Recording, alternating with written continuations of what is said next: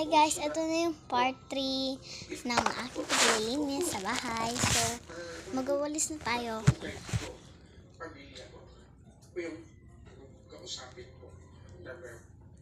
Totoo yun, Daddy Julie, kasi nagla ako na ang tatay kasi kayo ang, kumbaga, fourth pamilya eh. Ikaw ang una, ang palag na. Diba? Kasi usually ang nanay naturally take care of the kid. Sila yung the nurture. Pero ang tatay talagang ng tatamaan ng kahit impact sa maganda o hindi masyado maganda. Eto, Daddy Julie, tawagin natin si E. Kasi kasama natin. Hi, Angel. Good morning, Angel. Faith sa iyong pagpunta na ito. Angel, kamusta pakiramdam mo ngayon? Tuman po. Malaban pa rin. Ilan? 30 na. 30 years old? 13 years old. Oo. Amazing kasi yung siya ngayon. Ilan po ang anak niyo? 4, tatlo na lang po. Si Andres. Axel Rose. Axel and So, then ayan, tapos na po yung paglilinis ko. Pero mayroon pa po akong gagawin. Paglilinis ng kama ng lola ko. Let's start!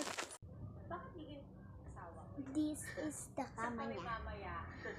Sama natin sa yung po mga anak. Si Mommy Rose. Ang ganda naman pamilya ninyo kasi what I is staying solid in spite of being, no? Is it very intentional for you, Daddy Julie, to make sure sa lahat ng ito, buong pamilya sa pinagdadaan? Of course, kahit ano, nobody will laugh. Ang daming kalatan namin niya guys. So, lilinisan Diyan natin. tayo huhugot ng Ang ayusin. May part 2 pa po to guys. Antayin nyo na lang yung result ng part 4 at part 1. Hanggang, ewan ko po kung paano matatapos. Of course, kailangan isabay kami ng dadasan. Angel, for your Tatay Julie. Ang message ko dito ay wag siyang mag-give up.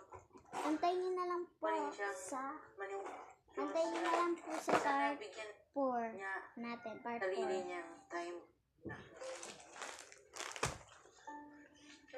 Bye! Pero syempre,